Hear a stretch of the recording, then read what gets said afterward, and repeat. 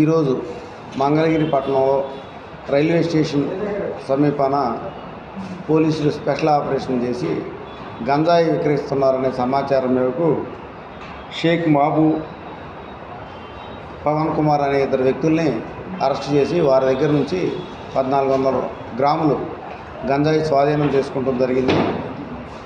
ఈ ప్రభుత్వ ఉత్తర్వుల ప్రకారం, పై అధికారుల ఉత్తర్వుల ప్రకారం గంజాయి మీద స్పెషల్గా దృష్టి పెట్టి గత 10 సంవత్సరాల్లో గంజాయి కేసులు ఎన్ని పెట్టాము, ఎంతమంది అరెస్ట్ అయ్యారనే దాని మీద డేటా బయటకు తీసి వాళ్ళల్లో ప్రజెంట్ ఎవరు యాక్టివ్గా ఉన్నారు అనే దాని మీద దృష్టి సారించడం వల్ల వీళ్ళిద్దరిని అరెస్ట్ చేయడం జరిగింది.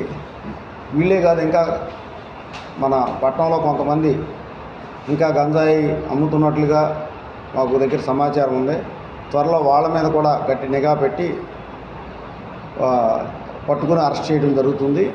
తర్వాత ఈ గంజాయి తాగి ఈ విచ్చలవిడితనంగా బిహేవ్ చేసే వాళ్ళని కూడా పోలీస్ స్టేషన్కి తీసుకొచ్చి కౌన్సిలింగ్ ఇవ్వడం జరుగుతుంది.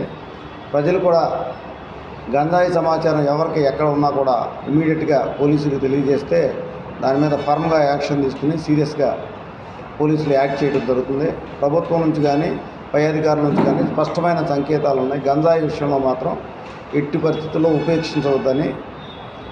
ఇక ఈరోజు నుంచి కూడా గంజాయి అనేది ఒక చరిత్ర కావాలి. మంగళగిరిలో ప్రజలందరూ, మీడియా వారు, పెద్దలు అందరూ వారికి తెలిసిన సమాచారాన్ని పోలీసు వారికి అందించి గంజాయి రహిత మంగళగిరిగా ఏర్పాటయ్యే వరకు అందరం కలిసి కృషి చేద్దామని అందరి సహకారాన్ని ఆశిస్తూ సెలవు తీసుకుంటాం.